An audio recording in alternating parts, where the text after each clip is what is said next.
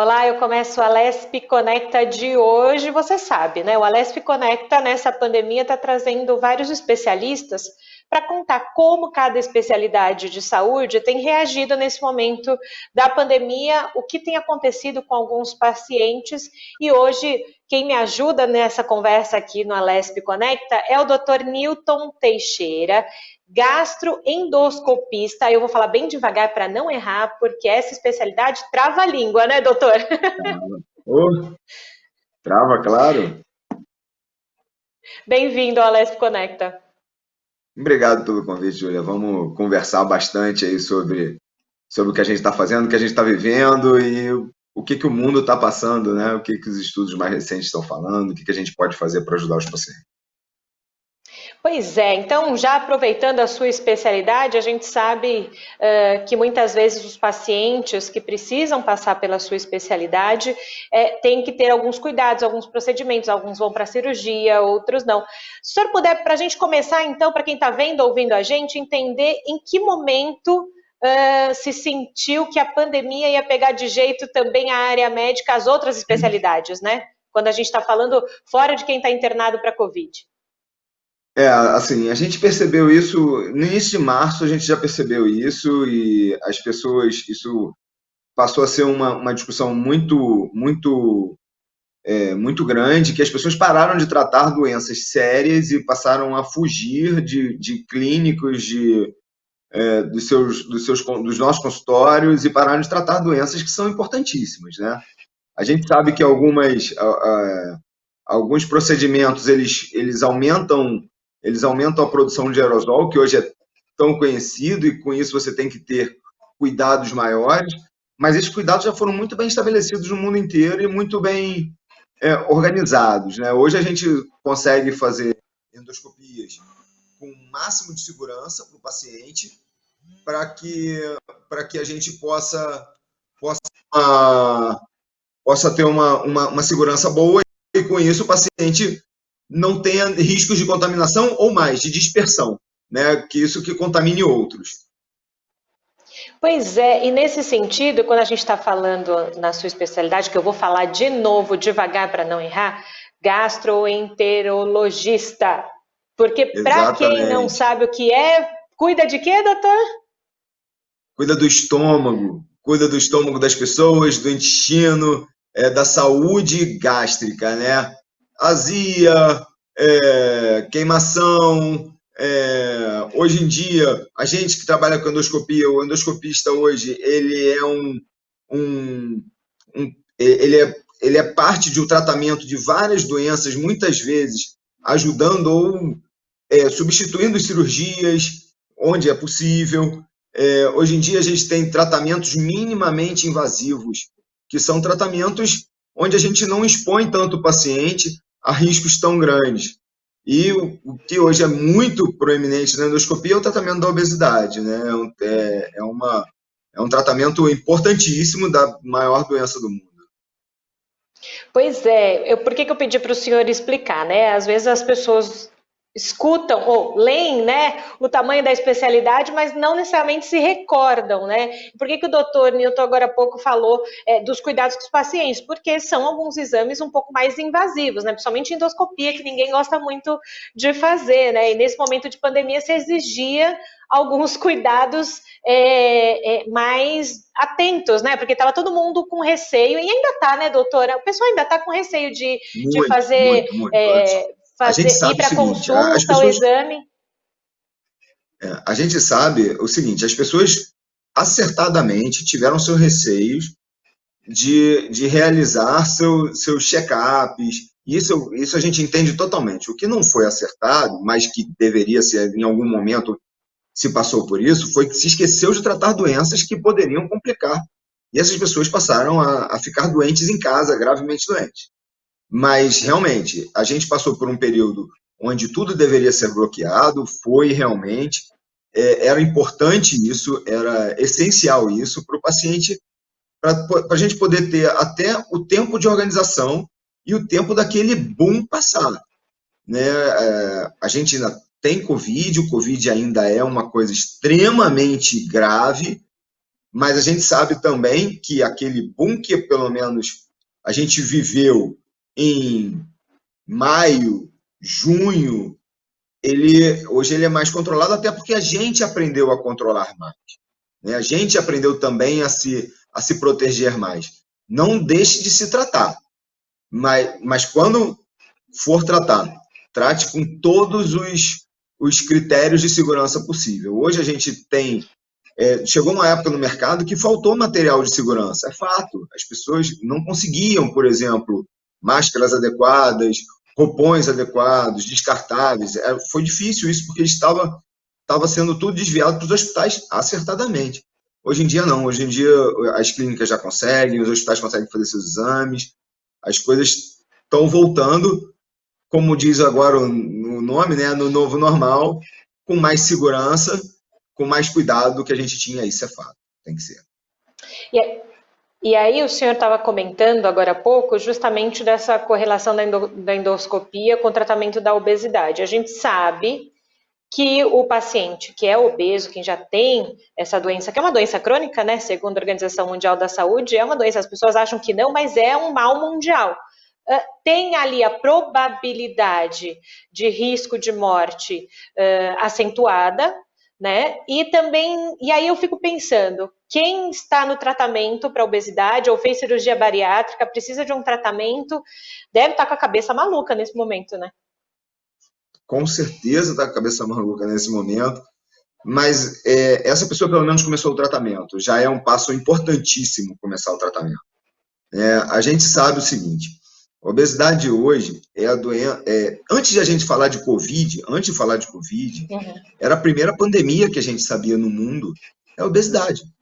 Né? A gente tem um N de populacional enorme obeso. Para você ter noção, no Brasil, a gente discute em torno de 70% das pessoas têm sobrepeso.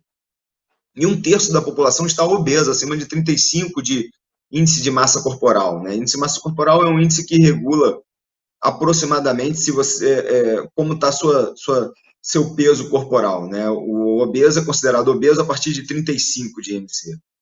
E a gente tem esse índice que é assustador no Brasil, né? A gente hoje esses pacientes estão tratando a obesidade e eles estão até mais seguros. Estudos muito recentes têm discutido o risco da obesidade e Covid, e mais, não em idosos. Geralmente são pacientes abaixo de 60 anos e do sexo masculino. Esses pacientes são os mais comprometidos. Estudos muito grandes e muito bem elaborados têm mostrado o risco de complicações de obesidade e Covid, da correlação entre os dois. Talvez a obesidade seja a maior, talvez não. A obesidade é a maior comorbidade do Covid, né? O maior risco do Covid.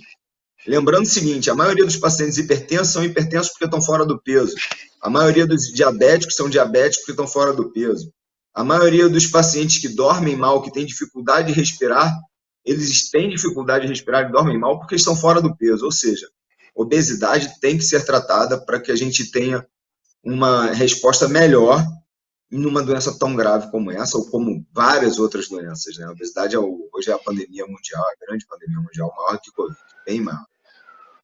Pois é, e a gente faz esse alerta aqui no Alesp Conecta, e esse é um dos intuitos do programa, que é levar essa prestação de serviço para a população, justamente por isso. Às vezes as pessoas, a gente tem esse senso ainda comum, né? Muita gente fala, tá obeso porque comeu muito, não, porque ele tá gordinho, mas ele tá saudável. Não existe essa correlação de gordinho saudável, existe? Não existe. Olha só, primeiro,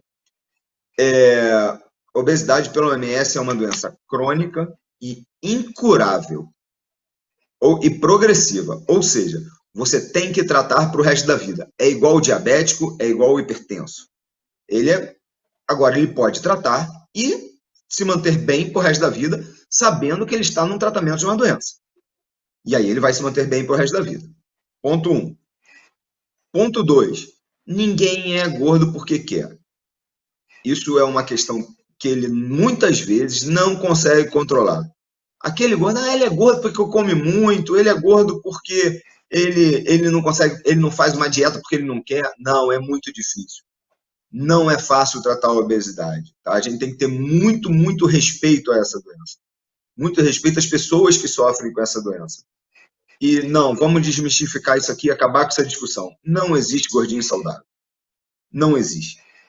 Ele, se você começar a procurar, ele vai ter uma insulina muito, ele tem uma glicose normal, porém as custas do pâncreas dele trabalhar demais, e aí vai chegar uma hora que o pâncreas vai cansar e ele vai fazer uma diabetes.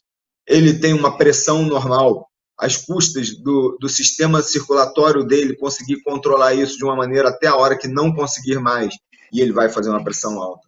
Ele tem umas articulações normais, até o momento que aquele joelho não aguentar mais de tanto peso em cima dele e ele começar a apresentar lesões.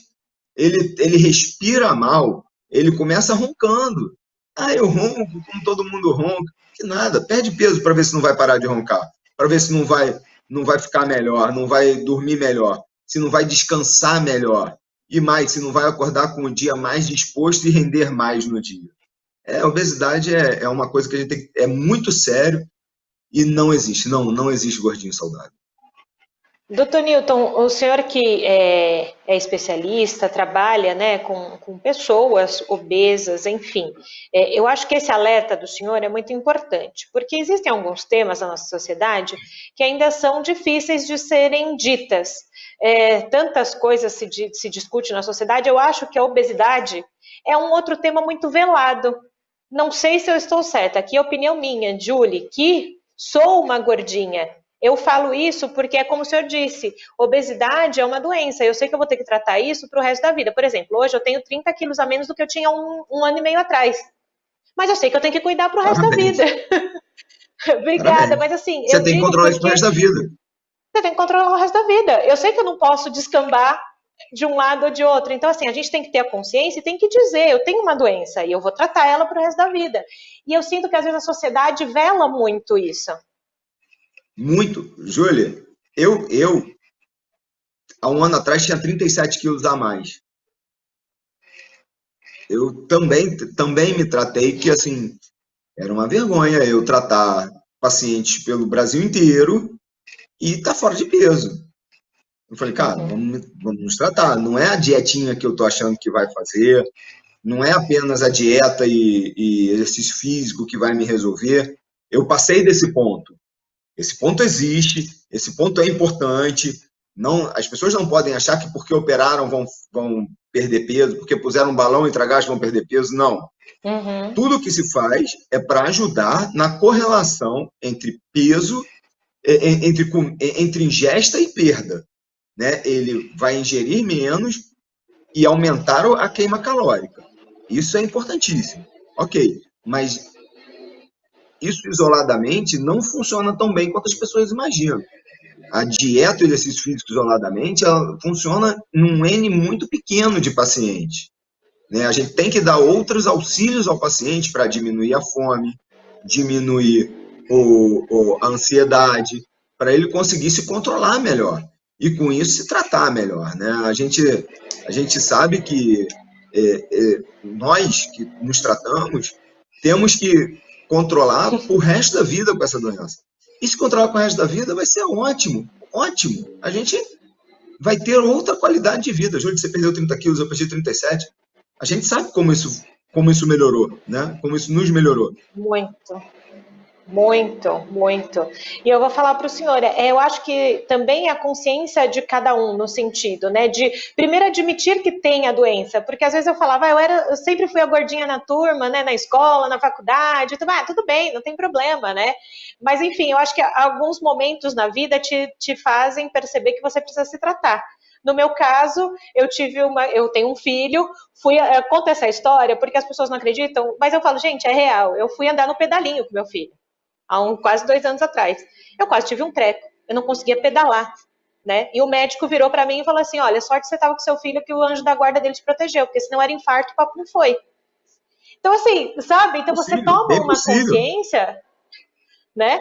Você toma uma consciência, por isso que quando a gente fala hoje aqui no Alesp Conecta, no Jornal da Rede Alesp, a gente fala sobre essa questão da obesidade, e parece que na pandemia essa questão da obesidade ficou mais em evidência. E que bom, porque as pessoas podem se cuidar e se tratar. Dentro do que o doutor estava falando, dessa questão de sexo masculino e menos de 60 anos, a gente tem aqui, ó, dados do Ministério da Saúde dizem que desde o início da pandemia, mais de 4 mil pessoas obesas morreram com a Covid-19. É muita gente. É muita gente, é muita gente. Deixa eu te explicar uma coisa que as pessoas não associaram. Por que que a obesidade só entrou em voga de março para cá? Não veio antes disso. Porque a pandemia começou num país que o índice de obesos é muito baixo, na China. E quando ela saiu da China, ela foi para um país que a obesidade também não é tão frequente, e lá é o segundo maior país de idosos, o segundo país com mais idosos no mundo, que é a Itália. E aí a gente ficou vendo os pacientes idosos morrerem. Quando a gente começou a discutir os pacientes obesos, foi quando ela foi para a Inglaterra e para os Estados Unidos. E aí as discussões começaram dos obesos, é fato. Tanto que muitos artigos ainda discutiam se isso não era porque os Estados Unidos é o maior centro de obesos do mundo, é o país com o maior número de obesos do mundo. Hoje, com estudos estatísticos mais fidedignos, a gente já viu que não é isso. Na verdade, a obesidade é o maior fator de morte do Covid. É fato isso, não dá mais para discutir. A gente tem em torno de 300 artigos no mundo discutindo a associação de Covid e obesidade. Para uma doença tão curta, é muito artigo, é muita coisa. Pois é, e aí a gente fala que, por isso tudo que o senhor está falando, a gente entende o porquê da obesidade ela interferir tanto quando uma pessoa adquire a Covid, porque já é uma doença que mexe com todo o sistema, é sistêmico, né? Uma coisa vai acabando acarretando a outra. E quando ainda você tem um sobrepeso ou uma obesidade, enfim, tudo funciona pior ainda, né? A gente está falando bem o português claro aqui, né, doutor Newton? Exatamente. Porque eu acho que o nosso intuito é esse de levar esse alerta para a população. Né? A gente pode falar dos hormônios de grelina, leptina, mas acho que não. Essa é uma conversa médica. Quando a gente começar a falar sobre isso, é uma conversa médica que acaba interessando pouco e fica muito, muito específico, não é por aí. Acho, pelo menos o que eu entendo, que não é por aí. Acho que a gente tem que alertar a população do que a gente está falando. Pois é, e a gente sabe também que muitos obesos, enfim, que são até mórbidos, que a gente chama, que precisam passar por alguma intervenção cirúrgica, uma bariátrica, enfim, aí tem as nomenclaturas lá que tem. Só isso também vai ajudar a perder aquela quantidade enorme de peso que as pessoas passam ali dos 100 quilos e tudo mais. Só que também é preciso ficar atento, não quer dizer que é um milagre, né? Fiz a cirurgia, tô bem, tô ótima. Olha só. Como a gente falou, Júlia, a gente começou a conversar aqui o seguinte: esses pacientes, eles têm uma doença, né? Os obesos são uma doença crônica, incurável. Mesmo operando, ele não está curado. Ele teve um tratamento onde ele, por resto da vida, ele vai ele vai ter que controlar a doença que ele tem. Esse tratamento foi que ajudou a ele a controlar o peso, a baixar esse peso. Mas não quer dizer que a gente curou ele, que ele vai poder fazer o que quiser. Eu tenho no meu consultório um N bem razoável de pacientes que operaram e que reganharam, a gente chama assim, o termo é feio, mas é assim, reganho de peso. E que reganharam peso. E que a gente tem que tratar ainda. Entendam o seguinte: nada na obesidade é definitivo. Nada. Nem a cirurgia é o último tiro da pessoa, é a última chance que ela teve para resolver. A gente tem coisas que pode fazer depois da cirurgia para ajudar esse paciente, mas ele tem que entender o seguinte: tudo que vai ser proposto tem que ser uma associação entre ele e o paciente e o médico, porque se os dois não trabalharem juntos, não adianta, a gente não consegue fazer com que isso dê certo. É uma doença crônica, e aí todo mundo tem que trabalhar junto. E outra coisa, é uma doença multidisciplinar. Não vai imaginando que seu médico vai trabalhar sozinho. Não vai. Ele vai ter ajuda de um nutricionista, ele vai ter ajuda, muitas vezes, de um preparador físico. às vezes de um psicólogo para controlar uma coisa chamada fome hedônica, e a gente tem uma gama de pessoas para tratar uma doença que é uma doença que hoje é a doença que mais mata no mundo, independente da discussão de Covid, tá? Independente da discussão de Covid. E aí, doutor, quando a gente fala dessa situação, a gente sabe que, enfim, teríamos vários pacientes na fila, né? A gente teria vários pacientes na fila para poder fazer uma cirurgia, para poder se tratar. A gente sabe que o pós-cirurgia bariátrica também é bem complicado, que a pessoa tem que ir tomando, né, o líquido ali 50 ml naquele só. copinho. 50 ml também é uma dificuldade no pós, a gente sabe disso. Nesse momento de pandemia, que as pessoas estavam prontas para a cirurgia, para se tratar, como é que foi isso para cirurgias? Que elas são consideradas cirurgias de urgência ou eletivas? Como é que funcionou isso nesse momento? Ou está Então, funcionando? elas são eletivas, e essa foi uma discussão da Sociedade Brasileira de Cirurgia Bariátrica e Metabólica, onde a gente sabe o seguinte: elas são eletivas, mas é um eletivo da pior doença que existe, da doença mais importante que a gente tem para diminuir os riscos da Covid. Hoje em dia, as cirurgias bariátricas voltaram, o CFM já permitiu que elas voltassem. É claro que você tem um país enorme, então depende dos estados, né? Isso é controlado pelos CRMs, depende de em que estágio o estado está. É lúcido que você não leve um paciente para operar no auge da pandemia do seu estado, mas também é lúcido. Isso passando, eles tenham que retomar seus tratamentos. As cirurgias foram suspensas, eletivas. Cirurgia bariátrica era uma cirurgia eletiva, mas agora já voltaram numa grande parte dos estados. Pois é, importante também essa informação, porque cai naquilo que a gente falou lá no começo do programa, né, doutora? As pessoas, com a pandemia, de não saber como é que seria um dia a dia, apesar de hoje ter um pouco mais claro, mas lá no início não se sabia o dia a dia da pandemia, tinham esse receio de ir, voltar aos consultórios, de ir continuar os seus tratamentos. Eu acho que esse é um outro alerta importante, doutor Newton. Refaçam, não parem os seus tratamentos, independente, a gente está falando de obesidade aqui, mas qualquer outro tipo de tratamento de doença crônica precisa continuar, né, doutor? Olha, isso é importantíssimo. A gente viu as pessoas deixarem de tratar doenças que podiam levar as pessoas à morte, né? Não, a gente sabe que algumas pessoas deixaram de tratar e com isso passaram por maus momentos com suas doenças porque não tinham. Primeiro que fugiram dos hospitais, né? A gente chega, os pacientes, eu trabalho muito em hospital com emergências, e muitas vezes para a gente, o paciente está muito mais, os pacientes estão chegando muito mais graves do que chegavam antes, porque eles ficam em casa tentando se resolver, e quando vem para a gente vem em outro perfil, um paciente muito mais grave do que tinha antes. Então, a gente passa a ter esse cuidado maior e alertar os pacientes: olha, não dá, a gente sabe de todos os riscos, mas não deixe agora de se cuidar. Quando a gente, dependendo do estado que você esteja, da cidade que você esteja, se aquele surto inicial já passou, as doenças mais graves têm que ser tratadas e têm que ser acompanhadas. Não dá para você não ter Covid e infartar, porque não fez seu tratamento. Não dá para você não ter Covid e ter uma outra doença que seria totalmente tratável e você ter uma complicação grave.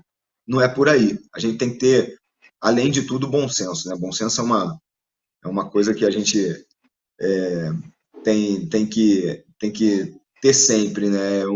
Bastante cuidado. Não dá para ser nem tanto nem tão pouco. Pois é, eu acho que essa palavrinha, doutor, que o senhor falou agora, bom senso, é o que vai reger daqui para frente a população. Precisa, né? A gente está no momento, né, doutor, tanto aqui no estado de São Paulo, aí no Rio de Janeiro, nós estamos no momento de flexibilização, de voltar gradual a tentar voltar a uma vida que se tinha antes, que na minha humilde opinião, a gente não vai voltar ao que era antes, a gente vai ter que se adaptar a essa nova realidade. Mas a gente vê A gente vê, por exemplo, aqui em São Paulo, nos últimos finais de semana, o pessoal foi para bares e restaurantes bombando, né? A consciência. Não vai sair de lá, né, doutor? Que nem a praia aí no Rio. Não Passaram do vai sair limite, de né? lá, né? Assim, exatamente, não dá para esperar um pouquinho, né? Não dá para segurar um Pois pouquinho. é. Assim, a gente sabe que a flexibilização ela é importante, ela tem que acontecer, Uhum, ia chegar esse momento e que quando isso acontecesse, a gente também sabia que a curva ia subir um pouquinho. Mas até isso tem que ser feito com muita parcimônia. E como a gente já tinha falado, com muito bom senso. O bom senso hoje vai nortear a nossa vida de 2021, 20 e 21, resto de 20, né? E 21, para a gente poder se organizar e entender como é que as coisas vão acontecer. Aquela questão de aquelas farras antigas, assim, não gente para a gente ter mais, né? continuar. Aquela coisa, pelo menos Uhum. por enquanto, não é viável. O Rio de Janeiro reabriu e a gente vê na rua, assim, bares lotados, a praia bem cheia, aí, assim, a gente sabe que esses pacientes, essas pessoas vão virar pacientes, né? E nem todos Uhum. tiveram Covid, não se agarrem muito nisso, não. A gente ainda tem muita coisa para conhecer dessa doença, muita coisa.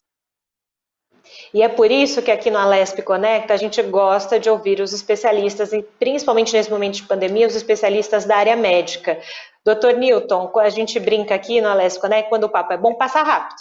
O Alesp Conecta de hoje está Passa rápido, praticamente se passa muito encerrando, rápido. passa muito rápido, não Oh, é? E eu quero te agradecer, doutor Newton, porque eu acho que é isso. É você dizer para a população, você, digo, o senhor, né, doutor Newton, e nós aqui do Alesp Conecta, levar a prestação de serviço e dizer para a população, olha, se cuidem, precisa se tratar, precisa se cuidar e precisa ficar em casa também, né? exatamente, isso é importantíssimo. Covid não acabou. A gente está flexibilizando, não acabou e está longe de acabar. A gente está flexibilizando porque tem sua importância, a flexibilização. Mas a doença está aí e está matando muita gente ainda. Cuidado, cuidado. Cuidem-se não só do Covid, de todas as doenças que tiverem. E tenham acompanhamentos constantes. Hoje a gente sabe tudo ou bastante coisa de como nos precaver. E eu posso garantir para você, os locais sérios estão extremamente protegidos, muito bem protegidos, tá? Trate-se, porque senão você passa a ter outras complicações por bobagem. Perfeito. Esse doutor Newton Teixeira conversou com a gente aqui na Alesp Conecta. Já deixa aí um convite no ar para uma próxima oportunidade de a gente falar mais, tá bom? Nossa, eu muito feliz e a hora que você precisar, eu estou à disposição com o maior prazer. Obrigado pelo convite. Obrigada aos senhores. Se você quiser estar em casa rever esse nosso programa, é fácil. Corre lá no YouTube da Assembleia Legislativa de São Paulo. Te encontro na nossa programação. Valeu, tchau, tchau.